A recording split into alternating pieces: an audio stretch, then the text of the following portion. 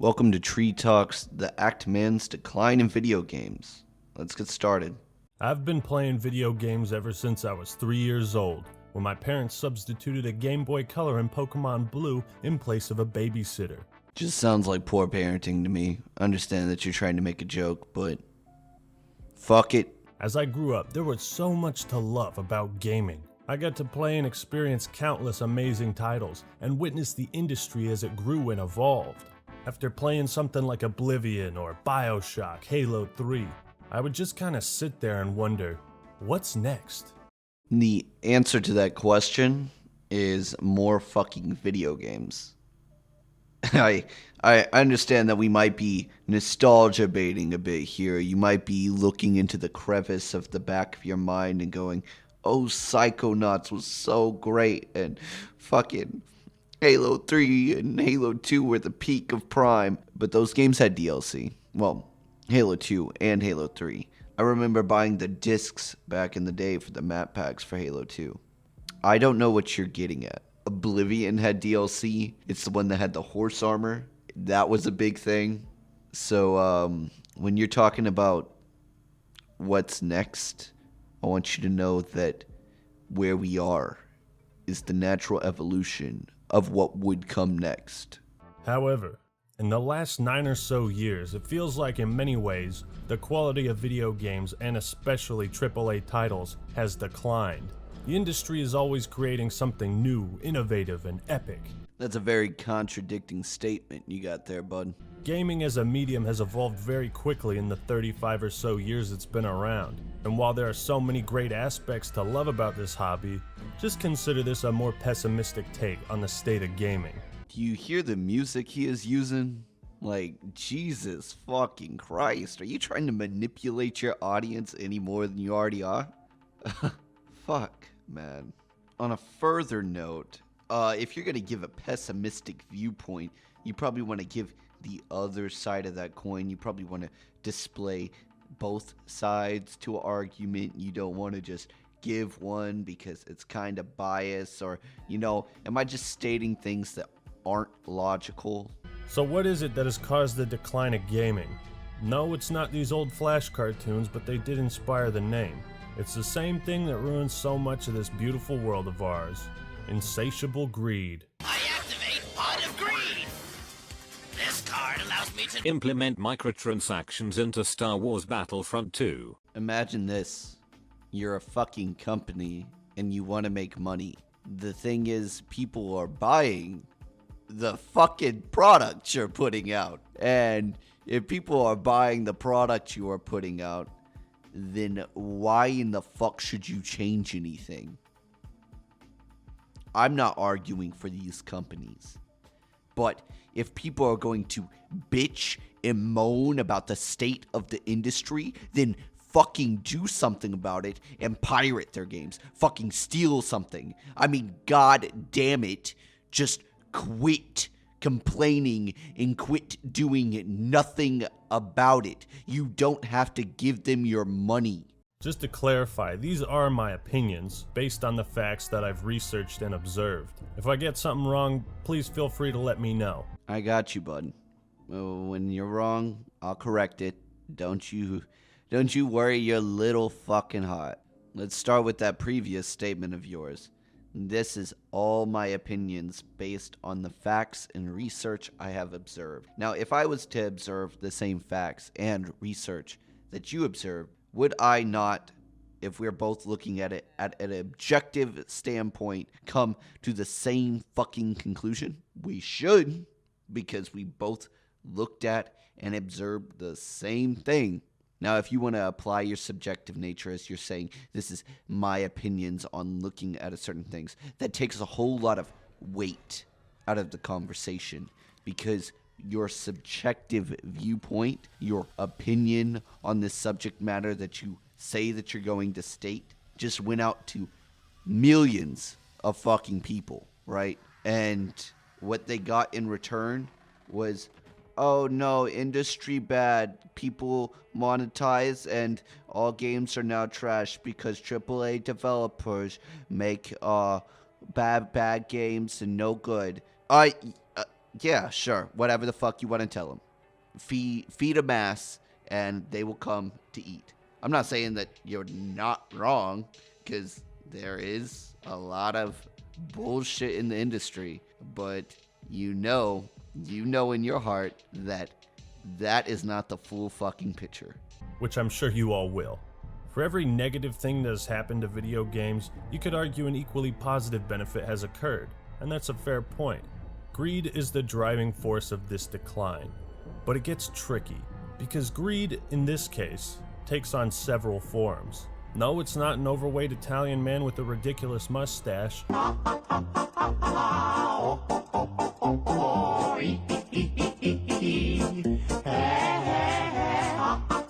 It's something both subtle and straightforward. Let's not waste any more time on a pleasant intro. Let's jump straight into this.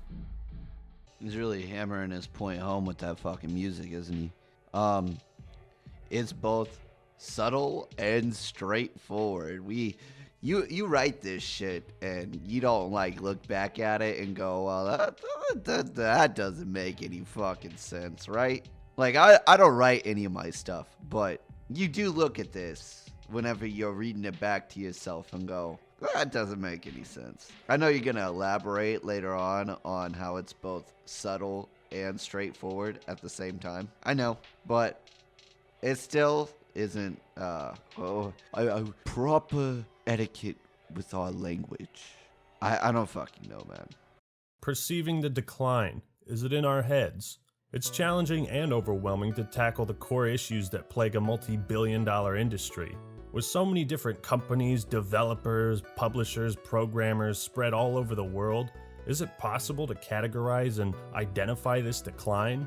I think you could categorize it. You would have to set out your standards. Are games declining? Or market value, is that going down? Or are the customers not engaging in the same way that they used to be? You lay out to me what the standard is going to be. I didn't mean for that to be. I'm not an elf, I promise. I don't even sound like one unless they've been smoking for like a really long time. Back on track. What you should do is lay out these standards beforehand, and then we can move forward from there. All we need to do is follow the money. So let me just list some things you probably noticed and we'll elaborate on them down the line. 1. An increase in buggy, glitchy games. Big budget releases often have a botched launch and are forced to rely on updates to fix their issues. Think about what Battlefield 4 was. 64-player, multiplayer, giant maps, 1080p, Levolution that was changing the gameplay design in an emergent way. There is a chance there are things you are going to miss through the development cycle, and you end up in a situation we had with Battlefield 4. It is lauded as an unacceptable launch. Now, I'm not going to defend this greedy asshole, but the people that do make these games are people that live and breathe this shit. We're not talking about the CEOs or the companies. You don't think that they're trying to make a game that is fucking playable so that they can further continue their job security? Are you going to blame the industry for rush launches? Or can we sit back and take some of our own self-blame because we're impatient assholes and we don't give the developers the times they need? Red Dead Redemption, there was supposed crunch the entire time, and we bash on Rockstar, but imagine if Red Dead Redemption had to be delayed for the next 2 years. Oh, Jesus fucking Christ, would everyone have a meltdown thinking it's in development hell when we're really just giving the company time to make the genuine product so that the developer doesn't have to suffer. The CEOs, the publishers, fuck it. I'm all on board. We can pitchforks and burn whatever the hell you need. But there are people, individuals behind the mask that you are trying to put on them. It's supply and demand. You can't demand for quality games when they have to continuously push them out a mile a minute to fucking keep up with their stockholders. Vote with your fucking wallet like it's preached and say, I don't want your shitty, unqualitied product. And then maybe we can see a change that you want to see. But no, that one requires too much self-control, too much self-onus on oneself. Number 2, an overabundance of remakes, remasters, and sequels. Number 3, the corporatization of gaming, the conduct of major companies, publishers, and developers. And of course, number 4, the obvious influx of RNG loot boxes being forced into every genre of game, and increasingly aggressive monetization schemes. It could be that our own minds play a factor in this as well. Possibly we see the game industry as being worse because we had it so good in the past. Is all the disappointment we have caused simply by us growing older and more jaded? It's entirely possible the negativity we associate with modern gaming is outweighing the more positive innovations that have been made. Games look better, the stories more epic, characters are represented so realistically, animation vastly improved. My point is, try not to become too overwhelmed with nostalgia for the glory days. And remember that your perception plays a huge part in this decline. What do and don't you have a problem with? That's for you to figure out. But now that we got a solid base for this topic, let's dive deep into the decline of gaming. What is the biggest thing you miss which the Lord has taken out of your life? I'll ask you again. What is the biggest thing you miss which the Lord has taken out of your life? Nostalgia. That is not a bass. Also, why do you keep seeing we and you? This video is based very much on, as you said early, your facts and opinions, right? That your research that you did. All of this is guided and curated through the lens of the act, man. And you continue to say we and you. Motherfucker, I am not you. And you cannot declare what someone thinks. But you can get your little fucking spiel out, right? Your bases are shoddy games and remasters and our perception and monetization. Well, I know that the remasters are things that I buy because I don't fucking know. I actually like playing my games at playable frame rates. I mean, before PC gaming, I want you to know that the 360 and PlayStation 3 era of games, that hardware was very limited for what they were giving us. I actually like to play games at, higher resolution, surprisingly. And I didn't have access to the wonderful thing that I'm using right now to record this for you. Complacency. Pleased, especially with oneself or one's merits, advantages, situation, often without awareness of some potential danger or defect, self-satisfied. I'm glad we are all dum-dums that have the word complacency explained to us. It's not like we can't open up Google boy thing. Go find what the definition is. Oh goodness. Fuck off, dude. Complacency is probably the biggest deterrent to innovation and quality game design. The perfect example is Valve.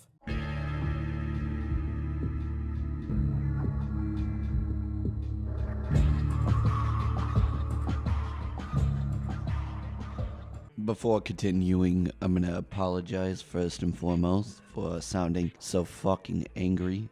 It isn't good for discussion, so my bad for getting a bit carried away. With that to note, what's it fucking matter if Valve quit making games? As long as they're profiting and the company exists, they don't need to cater to an audience that is still sopping up everything that is put out. We're not taking ownership for our fucking selves. It's a market. They're chasing market trends. Or, better yet, they're trying to push their own products out into the world, i.e. their little VR setups and Steam, and using that to accumulate wealth. If they're getting revenue, what does it matter to them if they need to make games or not? Portal 2 is one of my favorite games of all time. And while I would love a Portal 3, it doesn't make any fucking sense for them to do so. Once known for their unconventional methods of game design and their repertoire of critically acclaimed releases, so many instant classics that to this day are viewed as some of the greatest games of all time. But what about since then? Looks like there's been a change of plans. Well, Valve has not made a new game since Portal 2, 8 years ago. And the last time they even launched a new IP was Left 4 Dead. That was 11 years ago. But let's take a quick look at the games they've launched since then. Like, there's still gonna be games. You're implying that they're not real video games, but at the end of the fucking day, they kind of are. CSGO, a remake of Counter-Strike Source, which was a remake of the original Counter-Strike. Dota 2, a remake of the Dota mod for Warcraft 3. Counter-Strike Online 2, Koreans only. Counter-Strike Nexon Zombies, free-to-play zombie shooter, no thanks. Left 4 Dead Survivors, Japanese only. The Lab, a series of 8 VR minigames that was more or less just an experiment. Dota Underlords, a mobile version of Dota Auto Chess. Do I need to elaborate? For the sake of you to be very, very clear with your point, I would advise elaborating on what you're trying to get across. Those were games, not marketed to you in particular, but they were definitely games, remakes or redone or whatever the fuck you want to call it. They were still games. So yes, next time, please elaborate the point. This is the same company that made Half-Life 2, and yet Valve is just content with developing these unremarkable titles? You can really sum up the disappointment gamers have had with this company in the Artifact reveal. Everyone was so hyped to see what Valve was working on. It had been so many years since they came out with a new kick-ass game, and when they revealed it, everyone lost all interest.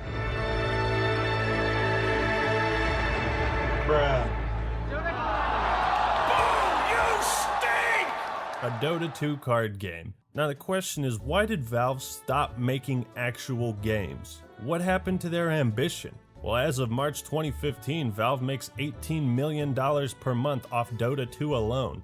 Valve is also, by ratio, one of the most profitable companies with the fewest employees in America, earning roughly $300,000 per employee.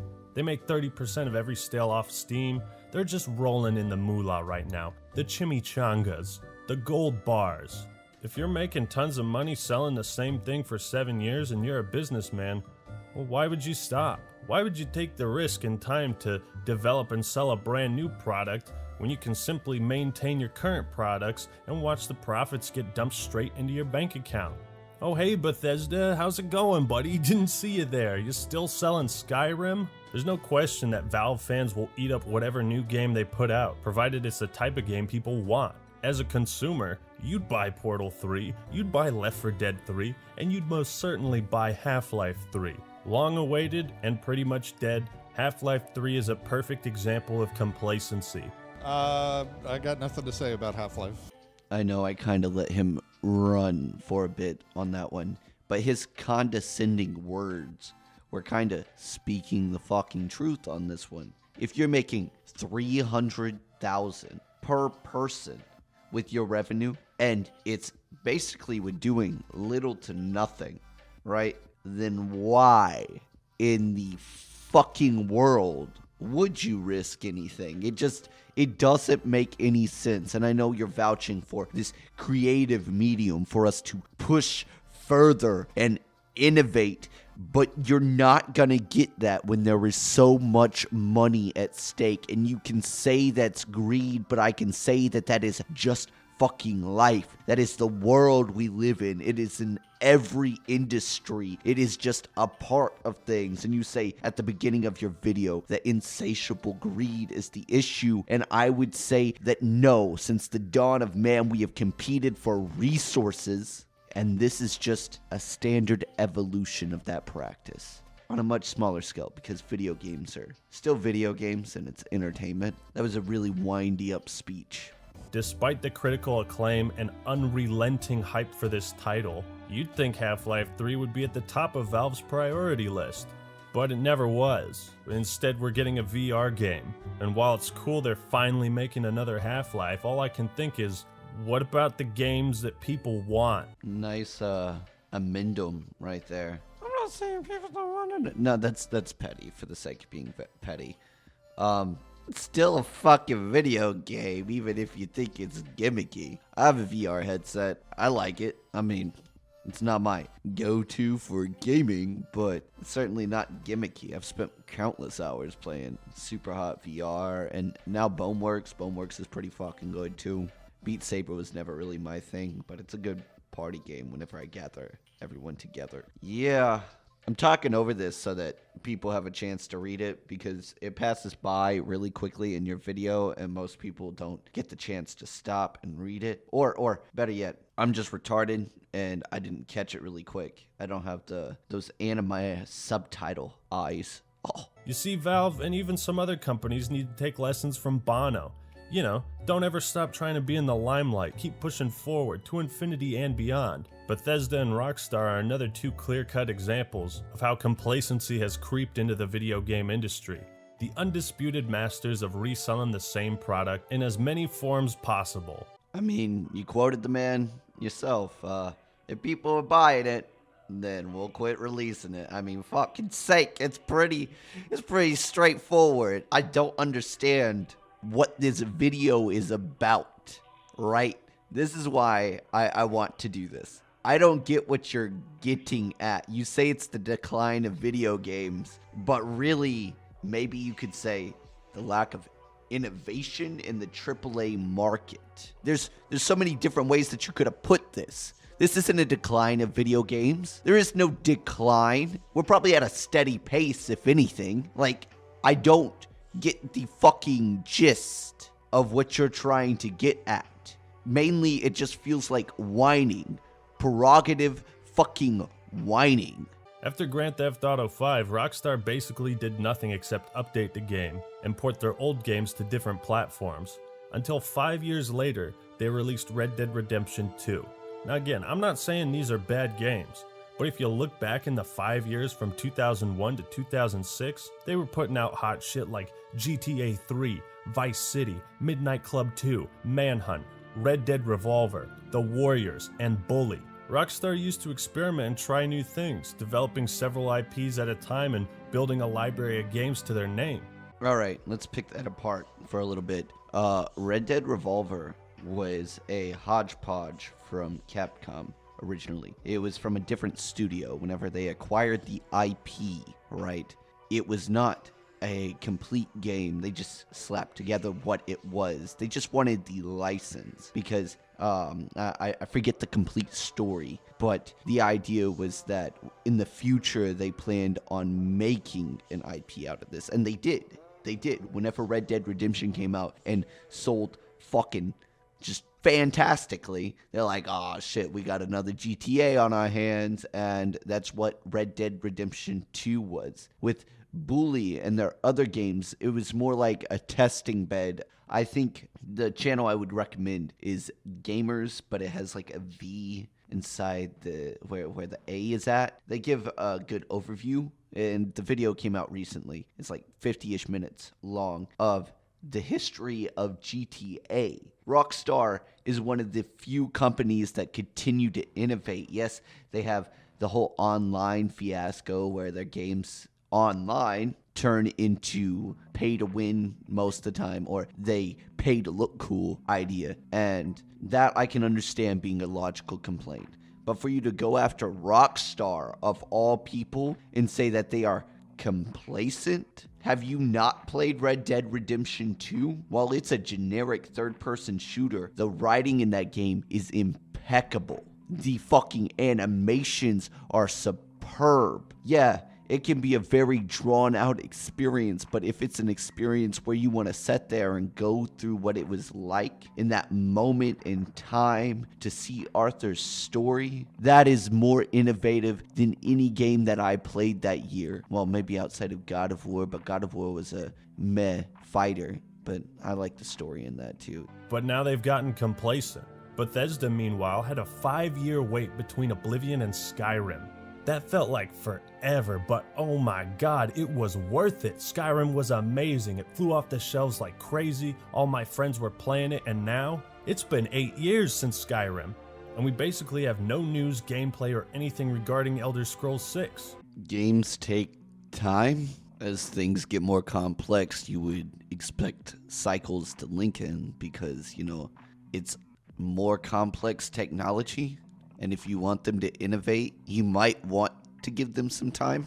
After New Vegas, it took Bethesda 5 years to come out with Fallout 4, a product that was very polarizing amongst the Fallout fan base, and then 76 releases. Do you see this decline? The company as a whole, yes, but you should cite the other games outside of Fallout whenever you mention Bethesda or even ZeniMax. I can agree with your sentiment that as we went from Fallout 3 to Fallout New Vegas, which probably is the pinnacle of modern Bethesda Fallout games, to Fallout 4, which was a dumbing down of all our systems, to Fallout 76, which was, I don't even have to go over that one with you. The issue becomes that you are broadening your grasp, may I say, on the subject matter instead of focusing in on what Bethesda / ZeniMax is doing. You aren't elaborating on the details as much as you are cherry picking your argument, right? You are consistently trying to display what is wrong with the industry rather than what can be right with the industry. And I'm not saying that we should just display what is right, because both of those are propaganda. You need to allow people to hear both sides and come to their own conclusion so that you can better inform an audience, right? How do I say this without sounding condescending? There is so much bias, so much outright hatred to the gaming industry that people don't recognize the smaller titles. We give these articles to EA and Activision and Bethesda and cite them out, and we should call them out. But whenever the chance comes, there's very little in the way of support for our smaller markets. You go on Steam, and every once in a while, you will see something mentioned, right? We had, Untitled Goose Game? We had Celeste last year, right? Undertale was another massive undertaking. That was a pun, wasn't it? I don't know what you are claiming to do to say that it is a decline, other than that the games that you enjoy have steadily been petering out. There are so many fucking video games. You don't have to base the entire industry on your taste alone. It's this complacency, this lack of desire to innovate and create new things that has led to some of our favorite game companies releasing new games far more infrequently. And when they do, it's either something you don't care about or it's just another sequel. And that would be on you. If you don't want it, then don't buy it. It's that simple. Despite nearly every single game company falling prey to complacency, almost none of this applies to Nintendo, who have stuck to their roots and continue to evolve and release new games that blow us away. Nintendo is still doing things the old-fashioned way and making a shit ton of money, while these other game companies are doing things the easy way. Because if it's broken but makes a shitload of money, why fix it? Oh yes, Nintendo's not doing it. Pokemon, Ultra Sun and Moon. Oh, Mario and Luigi, the Wii U fucking game. Oh, let's port that over. Splatoon 2, let's port that over. Oh, let's continue to just take all the games that were on a dying console and move them over. And that is great, because I fucking love my Switch, don't get me wrong. But don't you say that Nintendo isn't doing exactly the same fucking thing that the other companies are doing. Literally, one of my favorite games this year was the Link's Awakening fucking remaster. Like, what? The abundance of remakes and remasters It's a fact that gaming has followed certain trends throughout the years. You had arcades where you paid quarters for entertainment. In the NES days, it was all about side-scrolling platformers. The SNES and Sega Genesis were all about graphics. Eventually, we had online gaming, rhythm games, battle royale. So many trends have come and gone. Some have stayed, but occasionally a certain style of game is perceived as no longer profitable or appealing to the mainstream. 3D platformers, for instance, have long fallen out of favor outside of Mario. In this case, instead of developing a brand new game in a genre that's considered dead, companies will choose to remaster or remake their old ones. And would you look at that, they become hella popular. Who would have thought? Nostalgia. Nostalgia would have thought. I literally bought the Spyro Reignited trilogy based on my previous love of Spyro. I don't want a new Spyro. They can make a new Spyro and it's not going to capture the same magic that the old Spyro did, right? Like, it could be a fucking phenomenal game, but they're not going to capture that same magic with a new Spyro game. My buddy bought the fucking Crash Bandicoot trilogy too. And the only reason he did that was because he loved the old games. Now, I 100% bet he would buy a new one, but it's not going to capture that same feeling. And he would probably quit playing it because certain trends do die, and they die for good reason. A 3D platformer is not something that just fades out of existence. I mean, fucking, we had Hat in Time, what was it, last year? The year before last. I don't remember quite. I could probably Google it right now and give you an answer, but I figure you're smart enough to do that yourself. To further back up my point, like, didn't Microsoft at the beginning of this cycle or whatnot release Recore, which was another fucking platformer game? And well, that was not a very good platformer game. No one fucking bought that. What about Ukulele? No one bought that, really. And they released a new one soon, too. Like, what was it? Early last year.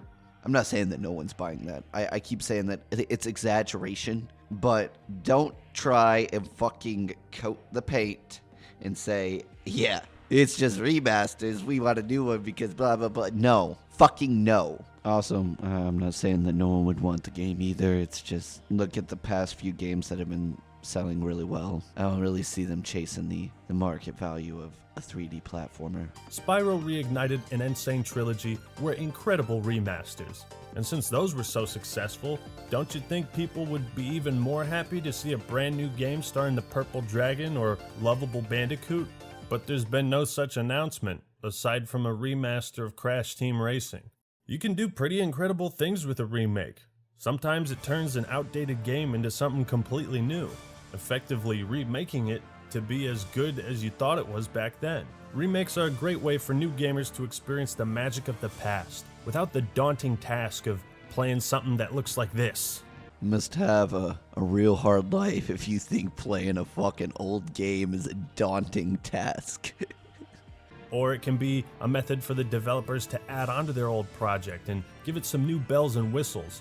A remaster is capable of bringing old games up to speed with several quality-of-life changes and making it the definitive way to experience an old title.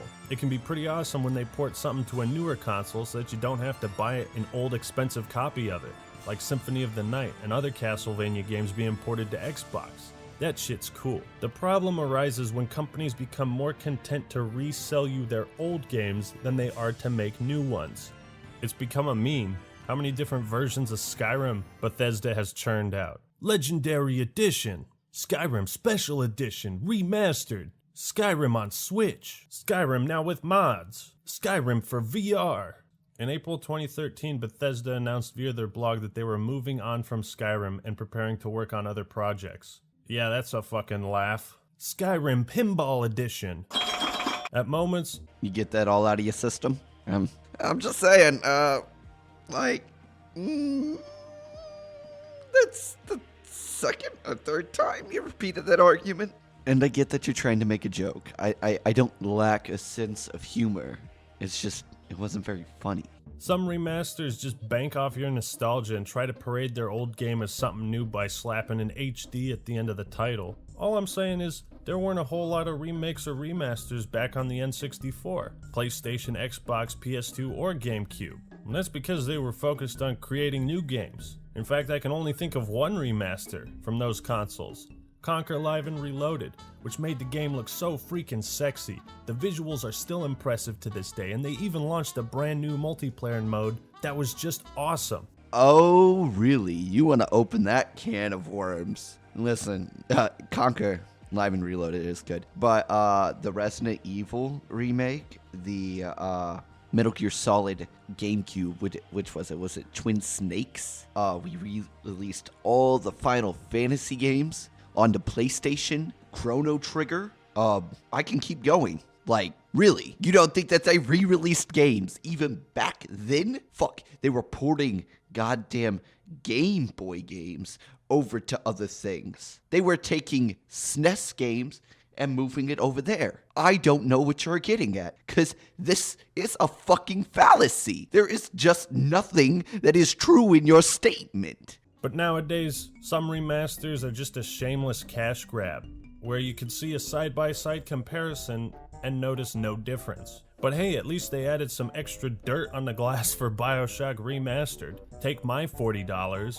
Remember the original port of Dark Souls on Steam? Yeah, it was so fucking lazy and busted they didn't even swap out the button prompts from the Xbox 360 version. I mean, holy shit. And then From Software comes out with Dark Souls Remastered, an actual real port of the game. And they charge people $40 to play Dark Souls with a revitalized PvP community.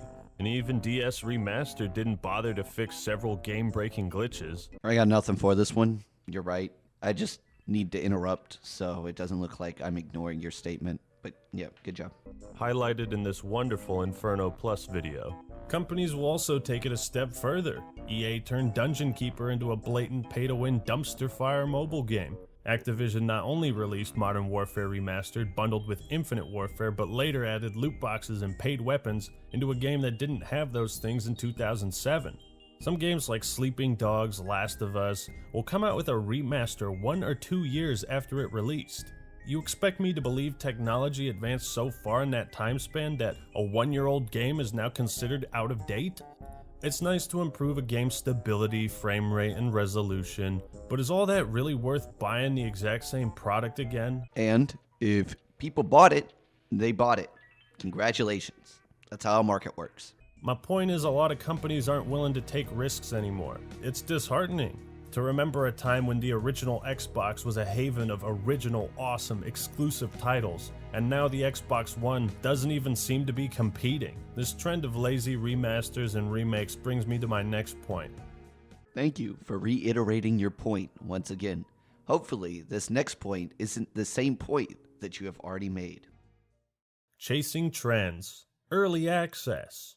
Hey guys, please excuse the shitty quality of this section. My video is still in early access, and you can donate to my Patreon to help fund my willingness to sit at a computer and edit. In an effort to capitalize on whatever is currently most popular, plenty of game studios will just shamelessly rip off others or rush out some basic-ass shell of a game. Remember Lawbreakers? Man, didn't do so hot trying to copy Overwatch, so how about Boss Key Productions just copies Fortnite and PUBG and launch a shitty battle royale? That should bring in the money. Radical Heights, good god. Oh wow, this battle royale craze is really taken off. Let's release a brand new game that's completely fucked, abandon our old one, and alienate our fan base. The Culling 2 proved just how desperate some developers really are. The further we get in this video, the further you actively counteract your own points. Oh, we're tracing trends, almost like they did back in the 2000s where everything was trying to be Call of Duty Modern Warfare 4 or Halo. Oh, wait, how about all those shitty fighting games that we got? Oh, wait, how about all the shitty 3D platformers we all got? Oh, wait, it's a fucking thing that happens. Wherever there is success, people are bound to follow. That's just a fact. Don't act as if the games in the past were so great whenever the same fucking thing was happening and people were repeating the same fucking process. It's nostalgia that has tinted you. It is bias that has goaded you. And this is just how you fucking display it. And people eat it up. Of course, it would take too much time and effort to fix PUBG before porting it to Xbox, so they just, oh my god, burn it all. They somehow made it worse. It's kind of shocking how a company that made all the money in King Tut's castle didn't use any of it to improve the game. Instead, they just wanted more. And then Titanfall made advanced movement popular. Well, shit, of course Call of Duty and Halo has to adapt that into their games, even if the developers don't understand what makes the movement good, even if it compromises the design style and identity of their franchises. Just copy it. I don't care if it works, if it's unintuitive, janky, and sucks ass, just copy them. Do what they're doing. A lot of these game series used to kind of just go their own way, and I miss that. For the sake of not repeating myself, no, they didn't. Everything follows a fucking trend. So I can give an example. Resident Evil comes out on the PlayStation 1, and what happens? Everything starts mimicking its design. Oh, shit. It's almost like it's a trend. The term early access has now been hijacked by companies who are too lazy to call their games complete, or admit they're never gonna finish them. It used to mean you had early access to the game, and often it was like an indie title led by a small team that you understood didn't have the big budget some other games have and needed additional funding. But now all it means is the game is going to be a buggy mess and you can't be mad at them because, hey, it's just in early access. Even if they make billions of dollars, Bluehole and Epic will continue to call Fortnite and PUBG early access titles. Then you got all those shitty-ass zombie survival games. My buddy brought over 7 Days to Die one time, and after playing it for 5 minutes, I was like, dude, you got fucking scammed. You buy this shit from Jose in the back alley behind a strip club? Like, what the fuck is this? Nice straw man you set up to fall. Instead of just giving shitty examples, how about some good ones? The Forest, Divinity Original Sin 2, Ark, Slay the Spire. I'm just saying, there's quite a few. I'm playing Hades right now. That's an early access. And that's a fucking great game as is. Don't just give bad examples, give good ones too. Let both sides of an argument be displayed. No, you don't make any sense, Tree. You just trying to be a fucking negative person. That's what you're trying to do. Once esports really started to take off, developers started tailoring their games to be competitive. Everyone wanted their product to break into esports territory, and that can really mess with the project's vision. When all you're worried about is chasing the most popular trends and the cash flow, you get all these half-assed games releasing, and suddenly the desire to create something new is replaced with the desire to copy others. That section felt really, really fucking redundant. Just stating. Games as a service, updates, online only, broken launches, etc. The ability to patch a game after its release was one of the biggest revolutions in game development, allowing teams to continue their work before going gold. Bug fixes, balance updates, and more were now possible. Even when a game comes out and you buy it on launch day, it has an update, because the developers are still working on it after they started shipping copies. Nowadays, you can fix, tweak, and save your ass as a developer with this luxury of post-launch support. Overwatch is a prime example of when it's utilized well. It needed several updates to become what it is today. Without them, most people would have gotten bored of the game. The idea of constantly adding new content and features to engage players and keep them coming back is good for both the gamers and the companies. However, it's when the games as a service philosophy starts enveloping every stage of design, when developers rely too much on fixing the game and adding to it after launch, that we see gaming decline. If there's a way to push out a product at a quicker, expedited rate so that the consumer can get what they want, then that's what they're going to do. If you're going to sit and complain in your past sections about companies taking too long to develop games, then do not start bitching about people releasing broken, buggy games year in and year out and have them fix it later, because that would add years on a development cycle, testing and whatnot. It's counterintuitive of your past points. That is why you fail. Halo 5 Guardians straight out the gate had like a 7-month plan of content. Why didn't you work that into the 3 years of development you had? You compare Spec Ops and Modern Warfare 2 and 3, and there's no mistake that everybody prefers those versions to the 2019 version, where it now takes Infinity Ward 1 month to get 2 missions out. 10 years ago, they launched a game with 23 of them. The difference is crystal clear in how games are developed. You look at something like KOTOR 2. Whoa, I never interrupt like this, but you just said KOTOR 2, the unfinished, fucking rushed out game that has so much missing content that a mod had to come in and restore it? Boy, what the fuck are you talking about? And we want to talk about development times. We already went over this. Games are more complex. We have to work with different engines. So all of a sudden, it takes longer. Halo 2 and Smash Bros. Melee. These games all had hellish development cycles that devoured the lives of the people working on them. These heroes sacrificed time with their families just to complete the game when it was supposed to be done, so that we, the consumers, got the best product possible.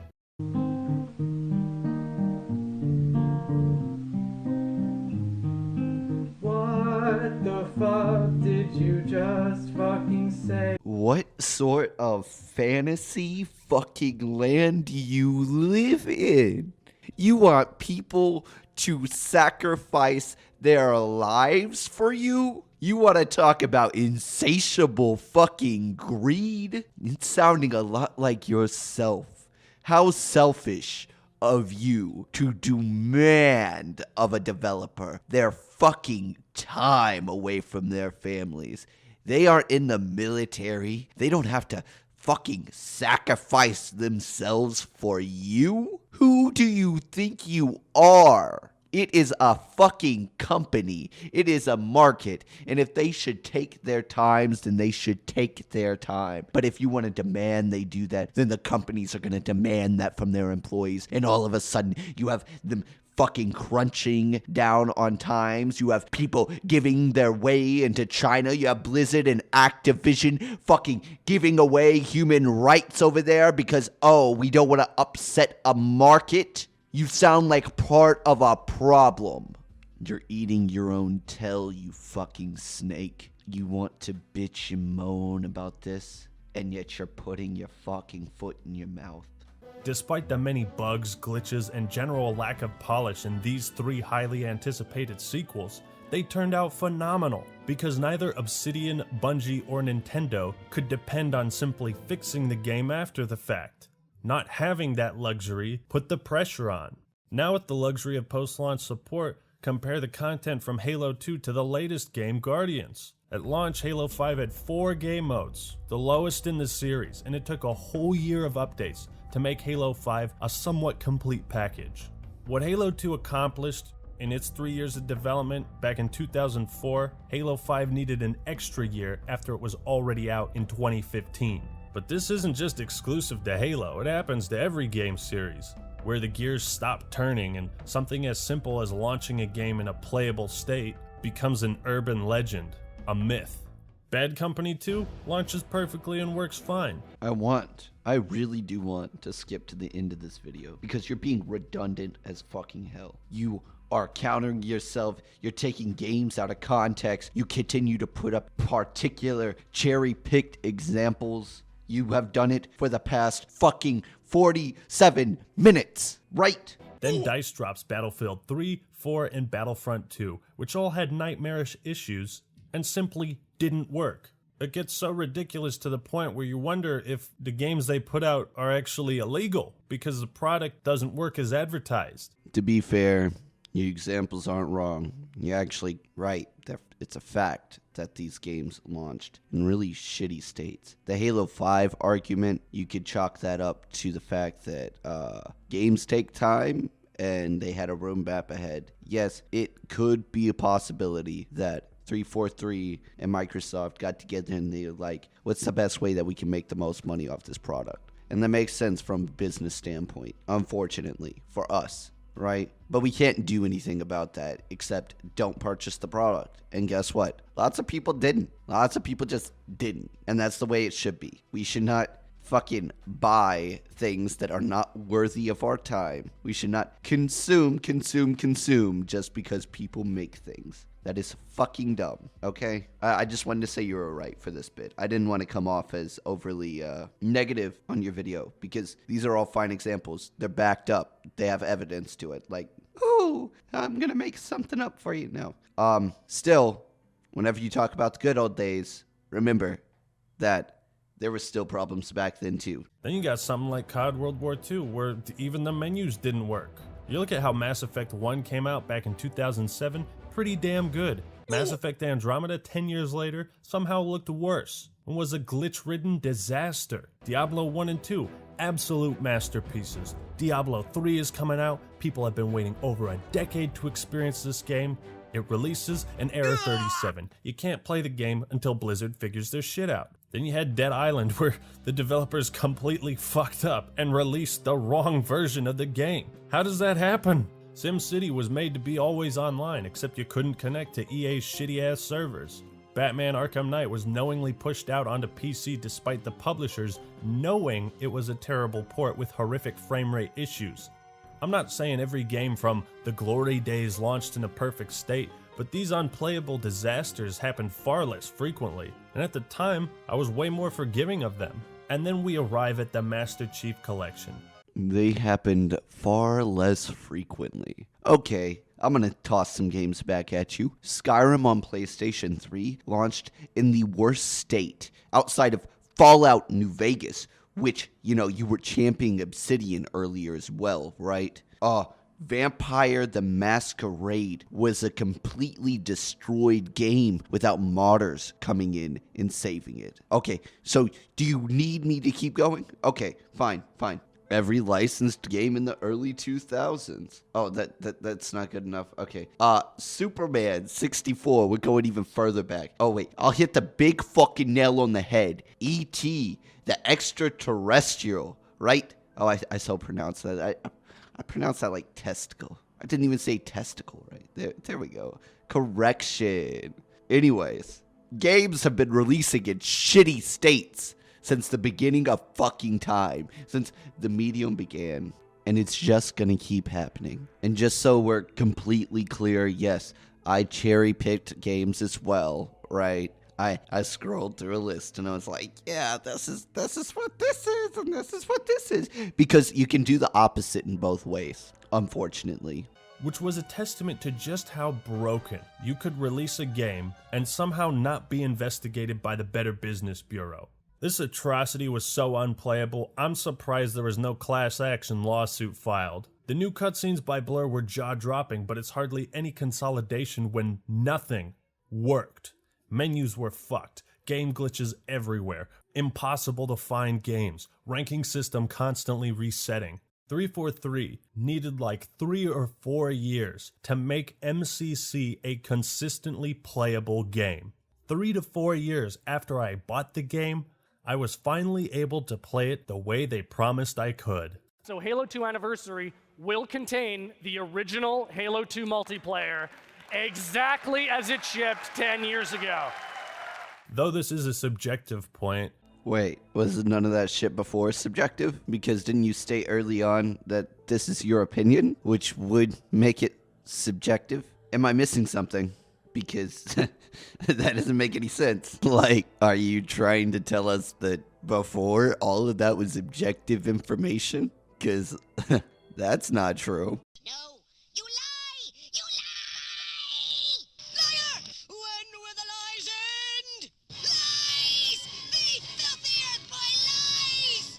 He lies! Lies! Take a look at these MMORPGs. World of Warcraft changed the gaming landscape as we knew it and really gave rise to the games as a service philosophy with monthly subscriptions, new expansions. It was a nice source of cash flow, and for players that enjoyed the game, it was the greatest thing ever. WoW has been consistently supported for like 15 years, and that's great. But here's an important point hardly ever mentioned. Warcraft as a series has been an MMORPG longer than it has been a real-time strategy. Despite 3 games with multiple expansions, the reason Warcraft 4 does not exist is because WoW does. I want some evidence that shows that's true. Similarly, the reason why Knights of the Old Republic 3 does not exist is because the Old Republic does. Elder Scrolls 6 does not exist yet because they've been working on Elder Scrolls Online. For better or worse, these incredible series of games. You're really reaching on this point, and Elder Scrolls Online is made by ZeniMax Online Studios, I believe. It's published by Bethesda. That would be like blaming the existence of Doom Eternal coming out for the lack of an Elder Scrolls game. Have converted to the games as a service philosophy. They've turned their backs on their roots. EA is infamous for shutting down several game studios, including Visceral, who were working on a single-player Star Wars game. But because single-player games can't really be made into a service, EA saw this venture as not as profitable and shut it down. It's actually surprising when something like Jedi Fallen Order comes out with no caveats and is a genuinely great game. But in the 6 or so years EA has had the rights to Star Wars, this is the first single-player game they've put out. Flashback to the early 2000s, oh baby, Jedi Academy, Republic Commando, KOTOR 1 and 2, Episode 3 game, Lego Star Wars, Bounty Hunter, Obi-Wan, Force Unleashed, Battlefront 1 and 2, Empire at War. Star Wars games were off the fucking hook, but EA is just complacent now. You realize at that time period that LucasArts was handing out the license just all over the fucking place to multiple developers. Pandemic and BioWare were not the same fucking company. You can't go, EA only released one thing whenever LucasArts was just tossing the license into the wind. That's why we got so many different games, and I love a lot of those games, I'm not even gonna lie. And yes, we could have got more single player games from EA. They have, in my opinion, released a lack of quality Star Wars games, but that doesn't mean you can use this to counter your point. You keep going back to the old days and you're not giving a full fucking example. The only reason that we got that many games was because they were over so many different developers. They weren't in one publish house, okay? We live in a time where the updates a game goes through are more impactful than the actual release. And it's this ship it now, fix it later mentality that is allowing companies to churn out so many titles that suck straight ass when they come out. A video game should never be a gamble where the consumer doesn't know if it's gonna function or not. Corporatization, anti-consumer. Probably the worst thing about the decline of gaming is the corporatization of it. The game industry is becoming more and more controlled by some board of directors who don't see this hobby as you or I do. They aren't thinking, how can we make the best game possible? How can we make our fans happy? They're thinking, how can we make the most money with the least amount of effort? You hear that music again? Ooh, so insidious. Fucking Jesus Christ, man. That's kind of how it works. Things get so big and so popular that eventually it starts draining on the creative aspects. Look at the movie industry. Whenever you look at revolutionary movies or things that were more groundbreaking, so to speak, they usually come from an indie sphere, or you'll have directors that go off and do their own thing so they're not ran by a big company above them. It's just how industry works, especially in an entertainment market. You find what works and you stick to it. I'm not saying that I don't want innovation in our field. It's just if no one pushes for innovation, if no one just stops buying the shitty games, right? There's nothing you and I, as individuals can do about it. We have to not buy the fucking product, and then we have to tell our friends not to buy the fucking product, and hopefully they'll tell their friends not to buy the fucking product, and then you have an actual change going on. Because whenever their money starts decreasing, that's the way things will go. They will try and innovate. They will try to put out a better, more functional product. But till that point comes, they're gonna do what works. There are investors to please, deadlines to meet. Game development used to be just a bunch of nerds pooling their talents and creativity to make something incredible, something they would want to play. Corporatization has been sucking the life and soul out of gaming, and this is illustrated by the complete lack of originality in the cover art of games. Check out this video by NakeyJakey, it's really good. I concur. NakeyJakey's video is really good. You know, unlike this one. I'll put a link to that also in my little description section. But it showcases a greater point, the lack of soul. It'd be foolish to condemn all pre-order bonuses, microtransactions, DLC, etc., because only a Sith deals in absolutes. But you're the consumer. What do you want? Do you want cool, meaningful, cosmetic unlockables that showcase your accomplishments? Okay, what's the ideal way for the player to unlock them? Ask yourself this question first. Is this good for the player? Is it good for the player to unlock gameplay-altering abilities or cosmetic items in monetized randomized loot boxes? Is that a form of progression and unlocks that is beneficial to the player? Of course not.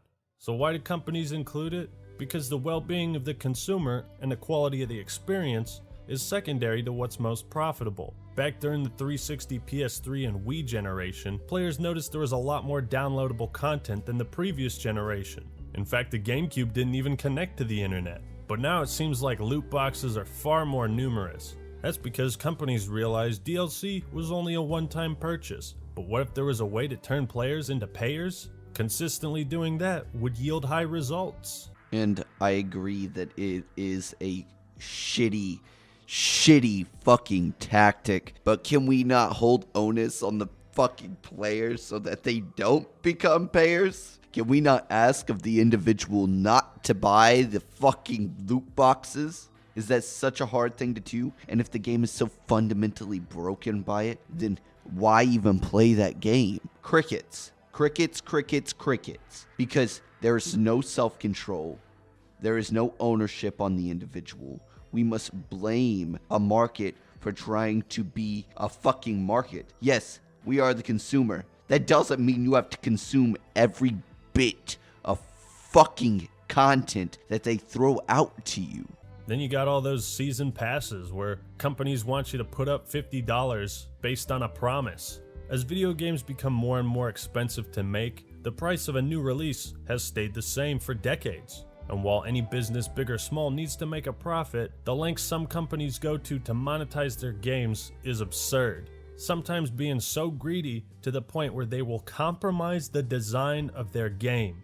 343 and Creative Assembly went so far in this direction, crafting a mode specifically to integrate loot boxes into Halo Wars 2 and create a pay-to-win model. Madden and FIFA Ultimate Teams. Wow, those are so cool, ruined by pay-to-win loot boxes. Battlefield 1 and 4 offering literal shortcuts through the progression system. Think about that for a second. The designers created the system of XP, how it is earned, how much it takes to unlock things, and then decided to monetize a way for players to skip it entirely. I feel like I'm repeating myself. Fuck. Don't buy it. If the game is broken, then don't fucking play it. That's simple. And I like how you bring up all this greed and bullshit, but you don't bring up CD Projekt Red once with the amount of full 14 DLCs that they give the individual that a regular company could have charged for, or the 2 massive expansions that they put into the game that basically equate to a full game. Yeah, let's keep picking examples that support only your viewpoint. Bungie literally cutting and reselling parts of Destiny 1 and 2 as DLC, making shaders consumable so players will have to buy them again, was not a decision made for the benefit of the player. Forza 5 offering just as many payable cars as ones you earn in-game. The list of DLC for The Sims alone is fucking staggering. Middle-earth Shadow of War, a single-player game, chose the loot box method of delivering rewards to players. And you know, small victory, but consumers got that shit stripped out of it. Dead Space 3 interrupting the game to ask you to buy more parts. Train Simulator 2015 offering over $4,000 of DLC. Purchasable weapons in Black Ops 4 giving people an advantage. Microsoft charging you to remove ads on Solitaire. Fucking microtransactions in Solitaire. Then for some games, it can get so bad that functional microtransactions become more important than a functional game. I couldn't get into matches in COD World War II when it came out, but you bet your ass I could buy loot boxes. And then Fallout 76. Wow. Easily one of the most embarrassing, blatant, empty cash grabs the industry has ever seen. Do you, as a player, want to have sections of the video game you bought sealed into randomized crates that are paid for with real money? Hell no, there's always a better alternative. Titanfall 2 is the shining example. It might not make the most money, but there's no bullshit involved. What you see is what you get, and the game isn't any worse or better off because of it. Companies have tried seemingly every slimy, underhanded tactic to get you to pay just a bit more. Metal Gear Survive had the audacity to charge people $10 for an extra save slot. In Modern Warfare 2, you had to grind for those extra custom class slots. But in recent games, you could just buy them. Like, is that where we're at now? Valve and Bluehole opened up avenues to skin betting, selling and trading with other players, which leads to gambling websites and the notorious shitlords like Team Martin and Pro Syndicate trying to make money off this infamous CSGO lotto scandal. The increasingly aggressive monetization of video games had gotten so out of hand that it attracted the attention of several world governments. I mean, if you look at those leaked patents by Activision, it tells you everything. The intent is right there. Adhering to these patents, they want to make you as addicted as possible to spending money. They want to control you. That's why Bungie decided to throttle how much XP you got. I bet they wouldn't have done that if they weren't trying to sell me bright engrams. And this is where I agree with you. This is where I go from breaking down your video to telling you that you're fucking right. This is horrible. This is the worst fucking thing that can happen to our industry. But the best that we can do as individuals is tell them to fuck off, to not buy their product. Making a 30-minute video bashing every game in our industry. Well, okay, not every game because that's being all-inclusive and we don't want to be like that. But making a 30-minute video where you complain and do not persuade your audience in any way to try and change this, to tell them, fuck this industry, fuck Activision, quit buying these shitty games. That could have taken like 5 minutes. That's all it would have taken. Or you could have made it longer. You could have made this exact same fucking argument and you could have displayed to all the individuals that we don't need this. That we don't need to purchase this greedy, overdone bullshit. And so whenever it comes to us, we must take ownership and not buy these products. For that to change in the market, we must show them that there is no need for it. The decline in gaming has manifested in so many different ways, and it hurts to talk about. The game industry I knew and loved has just gotten complacent with lazy titles, trend-chasing garbage, half-assed remasters, corporatization, over-monetization, and a lack of drive to create something new. Games as a service and early access become crutches for developers to lean on, and when fans get upset at how dysfunctional and empty their latest release is, or wonder why game-breaking issues continue to exist, they use early access, or we're working on it, as their shield. Don't get me wrong, the good stuff is still out there, but you have to find it amongst all the noise. But with all this shit that's changed for the worse in gaming, it's starting to feel like a soulless assembly line production, and the way companies treat their consumers is making me lose faith in this industry. And that is how gaming has declined. The decline of video games. I didn't see a decline. I saw what I would describe as an evolution, a step forward into what we allowed it to become. Whenever we start purchasing these things, whenever the market trend goes up and it becomes acceptable, this is what will happen. I'm not saying I like it. I'm not saying that it's fucking acceptable whatsoever. But I would never call it a decline in video games. There are so many great games that have come out over the past few years. So many in this decade alone. But for you to pick examples, to literally cherry pick examples and toss them out there and say, this is what is wrong with our industry, and not present the other side is not a fair argument to make. I'm not saying I disagree with the points you make. I'm saying that you should present both sides of the same fucking coin so that when people look at it, they can see the full picture and not just the negativity. It makes me so upset sometimes to know that all of this flows through people, and they don't ever give the time and recognition to everything else that comes out. You have YouTubers that go in and they review games and they call it out, and it makes so many fucking views for that negative aspect, because that's what is reeling everyone in. We all want to see a train wreck, but we don't want to see the train actually stop and pick up people. I understand that this industry is fucked, that they use psychological tactics to goad people into buying their microtransactions. But don't you think it would be fair for you to shine a spotlight on all the great games as well? What the industry is doing right. Whenever backwards compatibility was announced and Microsoft pushed and pushed to allow that people could play their older games once again. What about that? Yeah, instead we focus on Epic Store exclusivity. We focus on loot boxes and microtransactions. I'm more so sick of seeing all this negativity tossed at our industry and no one looking at the positive. And with that, thank you. Maybe leave me a like, plant some roots on this channel by hitting that subscribe button, or branch on down to the comments section and, argue with me a little bit. Either way, it's been fun. See ya.